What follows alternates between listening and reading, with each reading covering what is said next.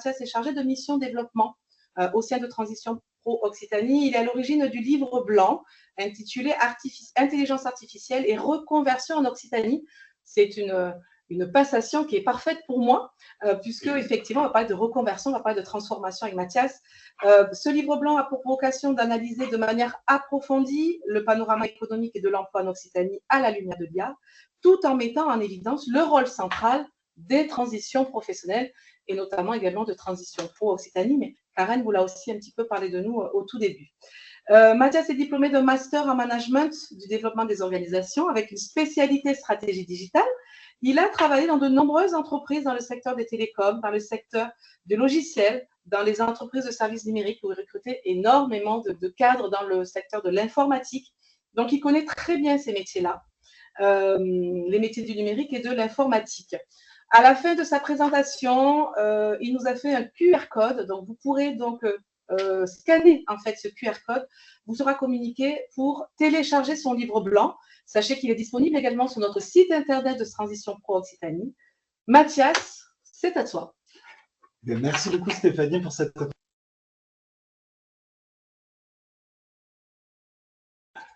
Alors, merci beaucoup Stéphanie pour cette présentation. Je tiens aussi à préciser que Stéphanie est ma manager et que c'est elle qui a repéré finalement une demande de la part du ministère de l'économie auprès des acteurs de l'emploi et de la compétence qui reprenait finalement une recherche d'informations sur le sujet de l'intelligence artificielle en y apportant plusieurs regards. Et c'est dans ce cadre-là que l'idée de ce livre blanc a germé. Et il a été travaillé aussi par un groupe de travail interne multidisciplinaire. Concernant la première partie de ce livre blanc, il est voué à finalement dépeindre un écosystème de l'intelligence artificielle en Occitanie. On peut dire que l'Occitanie est un environnement, un écosystème riche en termes d'innovation technologique.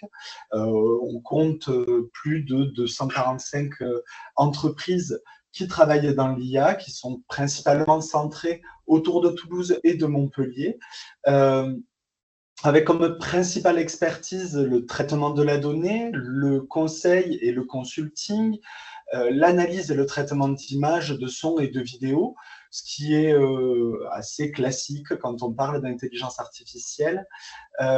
Les secteurs d'activité les plus représentés dans ces entreprises de l'intelligence artificielle sont la mobilité et les transports. La présence d'Airbus et du secteur spatial n'y est pas pour rien, et la santé, puisqu'il y a deux pôles d'activité très importants à Montpellier et à Toulouse sur ce secteur d'activité. On peut noter plusieurs initiatives collaboratives locales, notamment Occitanie is IA, qui est diligentée par Digital 113, Numéum, La Mêlée, Toulouse Métropole, la région, et qui regroupe plusieurs entreprises du secteur de l'intelligence artificielle pour se faire connaître, etc. Un écosystème d'innovation riche repose bien sûr sur un écosystème de recherche. On référence plus de 14 laboratoires dans la région Occitanie, principalement localisés là aussi sur Toulouse et Montpellier, puisque c'est là où sont les compétences en numérique et les pôles universitaires aussi. C'est un écosystème qui est très dynamique et qui a été finalement reconnu au niveau national, puisque l'ANITI a rejoint le cluster IA qui a été créé par la présidence pour faire de la France un pôle de compétitivité au niveau européen et mondial dans le domaine de l'intelligence artificielle.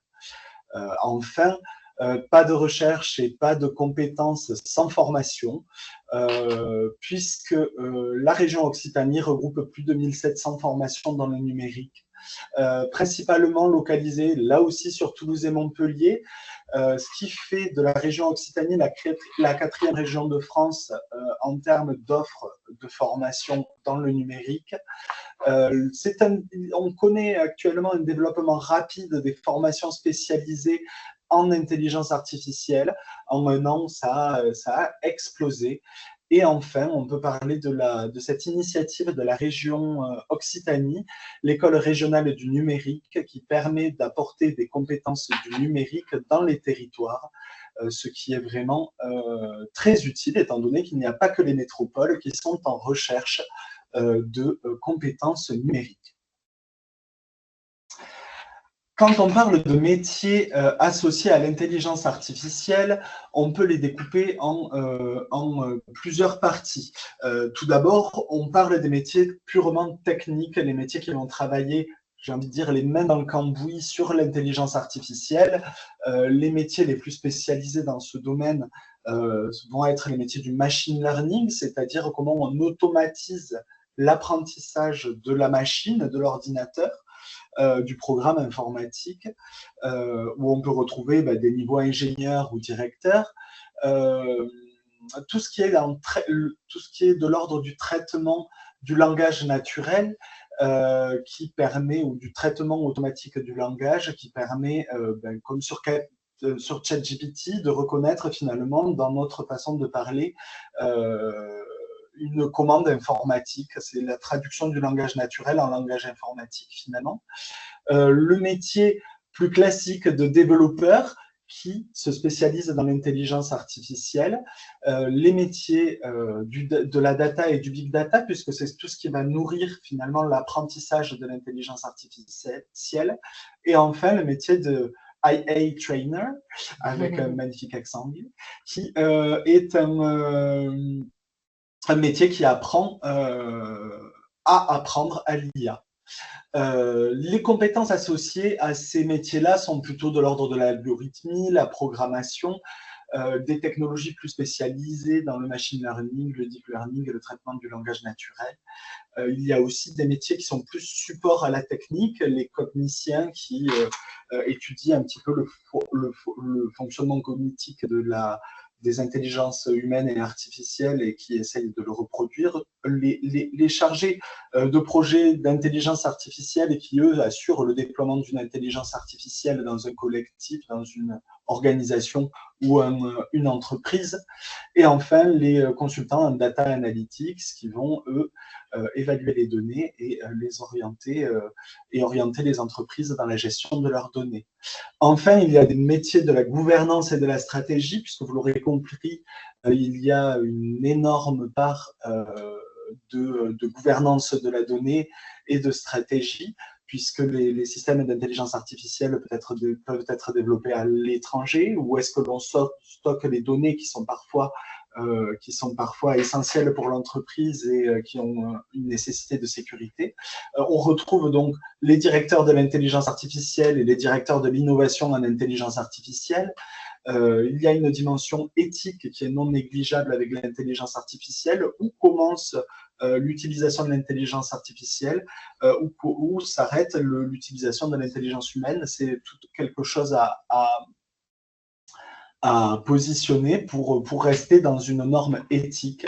Et enfin, les analystes financiers de l'intelligence artificielle qui vont étudier les nouveaux business models que vont lancer les intelligences artificielles. La gestion de projet et l'éthique numérique sont aussi des compétences très importantes dans ce milieu-là pour rester dans un usage éthique et humain finalement de l'intelligence artificielle. Quels impacts de l'intelligence artificielle sur les métiers qui ne sont pas techniques ou appuyés à la technique? Dans ce cas-là, dans ce cadre-là, on regroupe trois groupes de métiers. Les métiers qui travaillent avec l'intelligence artificielle au quotidien, les métiers qui sont impactés par l'intelligence artificielle dans leur fonctionnement et les métiers qui sont peu impactés par l'intelligence artificielle. Dans les premiers, on retrouve les opérateurs de production, les techniciens de maintenance, les ingénieurs scientifiques, les médecins, les métiers du marketing et du juridique qui vont utiliser l'intelligence artificielle dans leur quotidien, qui va devenir un outil de travail. À ce moment-là, on va attendre d'eux qu'ils sachent prompter, comme l'a montré tout à l'heure M. Trenzler, et savoir comment optimiser l'usage de l'intelligence artificielle. On retrouve là aussi des notions d'éthique qu'il faut savoir appliquer dans son utilisation, notamment en médecine, marketing aussi, la science, enfin, bon, un peu dans tous les métiers finalement. Et il sera important à l'avenir d'avoir des compétences en analyse de données. Il y a des métiers qui seront très impactés par l'intelligence artificielle avec un fort risque d'automatisation de certaines fonctions. On va retrouver beaucoup de métiers de l'assistanat administratif, d'opérateurs de saisie, de gestion du back-office bancaire, les courtiers, tout ce qui compare, pour faire des comparatifs, par exemple, entre plusieurs offres, le télémarketing, et finalement, sera attendu dans ces métiers à ce qu'il y ait une montée en compétences pour pouvoir finalement diriger l'IA et avoir un supplément d'âme finalement sur les solutions que va proposer l'intelligence artificielle. Enfin, il y a des métiers qui sont peu impactés par l'IA, qui vont même se développer pour certains, puisque plutôt des métiers manuels comme l'agriculture, l'artisanat, ou des métiers à forte composante de relationnel, comme le secteur social par exemple. À ce moment-là, il s'agira toutefois de correctement acculturer les travailleurs et les salariés pour savoir correctement utiliser l'outil informatique qui sera utilisé à une certaine strate de l'entreprise dans laquelle ils seront. Et il est donc nécessaire qu'ils sachent correctement s'en servir. Plusieurs savoir-être seront associés, donc vraiment là où aujourd'hui l'intelligence humaine a un avantage concurrentiel sur l'intelligence artificielle, ça va être sur l'intelligence sociale, puisque c'est ce qui fonde finalement l'intelligence humaine. L'esprit d'analyse, l'esprit critique vis-à-vis des solutions proposées par l'IA, sont-elles bien adaptées? Est-ce qu'on n'a pas fait d'erreur dans le prompting, ou l'IA n'a-t-elle pas eu un bug qui fait que la solution n'est pas adéquate? Le raisonnement conceptuel, où il a été précédemment dit par M. Marta de Andrade que l'intelligence humaine à ce jour avait encore de l'avance sur l'intelligence artificielle à ce niveau.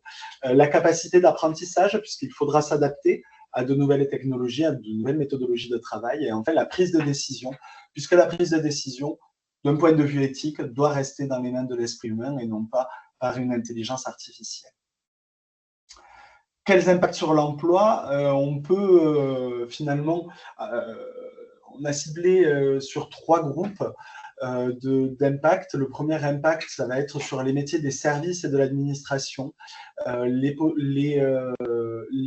emplois finalement du tertiaire non marchand ont un fort potentiel d'automatisation sur des tâches à moindre valeur ajoutée. Et donc, ces métiers se concentreront vers des missions à plus forte valeur ajoutée, avec un éventuel risque de baisse des effectifs dans les emplois administratifs sur les niveaux les plus bas, finalement, avec qui occupent des postes, qui s'occupent des tâches à moindre valeur ajoutée. Sur l'emploi des femmes, on observe un double effet pervers, j'allais dire, du fait de la surreprésentation des femmes dans le tertiaire non marchand, qui sont des métiers à fort potentiel de transformation, et de la sous-représentation des femmes dans les métiers scientifiques, qui sont des métiers à fort potentiel de croissance. De fait, l'emploi des femmes risque d'être doublement impacté, puisqu'elles sont à la fois très présentes sur des métiers qui risquent perdre des postes et peu présentes sur des métiers qui seront demain en croissance. D'où, alors ça s'explique par plusieurs facteurs, dont des biais inconscients et des influences sociétales qui éloignent les femmes de ces emplois et de ce domaine depuis le plus jeune âge, d'où le rôle des transitions professionnelles dans le parcours des femmes pour les aider à s'orienter vers les métiers du numérique. D'ailleurs, Stéphanie et moi et d'autres acteurs de l'emploi et de la formation travaillons sur un projet pour orienter les femmes vers ces métiers du numérique qui sont porteurs, qui s'appelle Métamorphose. Enfin, on peut parler de l'emploi des seniors. Là, le problème avec les seniors est tout autre, puisque c'est un problème de perception. Les seniors et de préjugés, pour tout dire. Les seniors sont perçus comme réfractaires au changement, sceptiques et peu adaptables aux nouvelles technologies, ce qui n'est pas le cas. Il s'agit là de lever les préjugés qui peuvent exister dans certaines entreprises à ce sujet-là et d'accompagner certains seniors qui, comme des plus juniors, connaissent une fracture numérique et de les accompagner dans l'adoption de ces nouvelles compétences. Enfin, pour conclure, on a identifié au travers de chiffres internes, mais aussi d'études externes, plusieurs flux de reconversion qui sont à envisager dans les années à venir. Tout d'abord, comme métier source de reconversion, c'est-à-dire que la personne qui souhaite se reconvertir, quel poste elle occupe à la base. Le tertiaire non marchand va être source de reconversion. Les femmes et les seniors, dans des secteurs qui sont transformés, seront aussi source de reconversion. Les métiers travaillant en lien avec l'IA, pourquoi ? Parce que certaines ne s'y retrouvent plus dans leur façon de pratiquer leur métier et souhaitent donc changer de métier.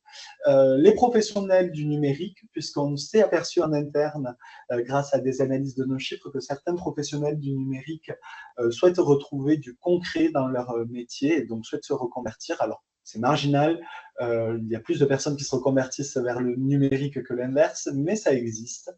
Et les métiers dans lesquels il s'agit de monter en compétences, il sera attendu à ce qu'il y ait une reconversion pour aller vers un métier à plus forte valeur ajoutée. Et il y a donc la roue, c'est la roue de la reconversion, qui aboutira vers des métiers cibles de reconversion qui sont de plus en plus présents dans les dossiers que nous recevons, autour des métiers du numérique, dont l'intelligence artificielle, les nouveaux métiers qui sont liés à l'intelligence artificielle dont nous avons parlé plus tôt, les métiers manuels ou à forte composante relationnelle, comme par exemple les métiers du social ou les métiers de l'artisanat, et enfin les métiers de la formation et du conseil en évolution professionnelle qui sont de plus en plus présents dans nos reconversions et qui ont un vrai rôle à jouer dans ces transformations des compétences, puisqu'ils jouent un rôle de fluidificateur entre le métier de base et le métier d'avenir vers lesquels s'orienteront les personnes. Enfin, et pour conclure, je vous laisserai quelques secondes le QR code qui vous permettra de télécharger ce livre blanc. Mais un lien pourra vous être fourni en remerciement pour pouvoir le télécharger aussi. Je vous remercie à toutes et tous pour votre attention. Merci beaucoup, Mathias. Encore, vous avez vu encore. Alors, je vois qu'il y a des mains levées. N'hésitez pas à poser vos questions dans le chat pour qu'on puisse y répondre, pour ne pas couper comme ça un petit peu la suite de notre webconférence. Donc, n'hésitez pas à poser vraiment je vous invite à poser vos questions dans le chat. Voilà, on a 2 personnes qui sont là pour les regarder et effectivement, Mathias pourra y répondre si vous avez des questions. Donc, effectivement, Mathias vous a vraiment parlé de cette transformation des métiers, de ces métiers qu'il existe aujourd'hui dans la région Occitanie. On est là pour vous accompagner, nos transitions pro, effectivement, pour vous accompagner dans la reconversion. Donc voilà, je rebondis et merci beaucoup Mathias pour ce livre blanc que vous pouvez télécharger. Je vous conseille de le faire si vous ne l'avez pas déjà fait, de le télécharger, puisque j'ai eu la chance de pouvoir le lire en avant-première et je le conseille vivement.